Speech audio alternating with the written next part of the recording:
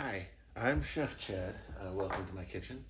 Today I've got a whole beef tenderloin, and what I'm going to be doing is I'm going to be cutting it up into various cuts.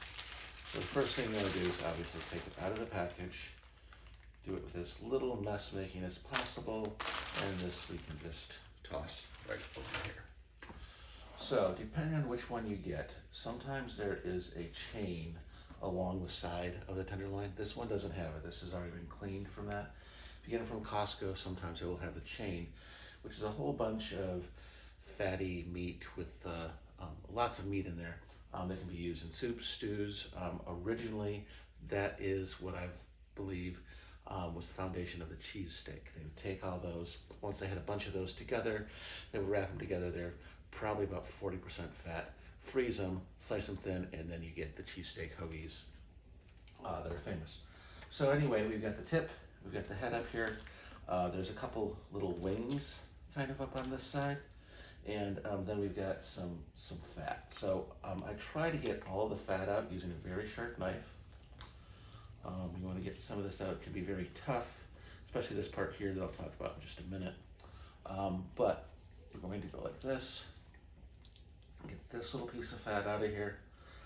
Some people will just cut this off and cut this off. I like to leave them together, and then I kind of make steaks out of that part. Otherwise, it can be kind of thin. You want to get as little extra meat off on these as possible, but sometimes that's going to happen. Don't worry about it. I'm going to use this to make a beef stock, because I'll be making espagnole sauce later, and then also a demi-glaze. So sometimes you'll find some little hard pieces of fat here. This fat is okay. This is the fat that melts when you cook it and actually adds a lot of flavor to the finished dish. Because the tenderloin is a part of the cow that isn't used very often, it's a muscle that's very, very tender. So you'll see that there's not a lot of extra marbling in between there. And what I'm doing here is you just try to get underneath part of the silver skin. The knife won't cut it too easily, so you can quickly kind of go like this. And then one reason a lot of people will take this wing right off is because there's another vein right here of silver skin, which I just kind of cut a little bit. And then I managed to go back up and get kind of that whole thing out of there. Sometimes you have to go through a couple times. Because again, I'm trying not to waste too much meat, but that's going to add flavor to the broth or the stock that I make. Just a little bit. Technically, a broth is made with bones. A stock is made with beef. I hope I didn't say that wrong backwards.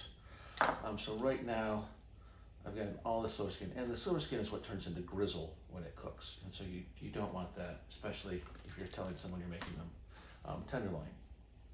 So I'm going to do three things with this. I'm going to cut off the small part here.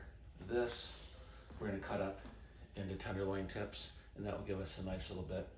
I'm also going to do Chateaubriand, which is this middle part right here, which some people think is kind of the best. I cut it about right here.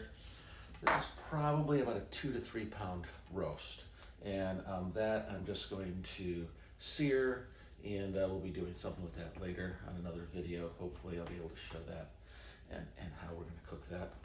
And then this part here, also I might get a lot of comments on this saying that they don't use this for steaks, but what you can do is this side here, cut, fold, kind of push down.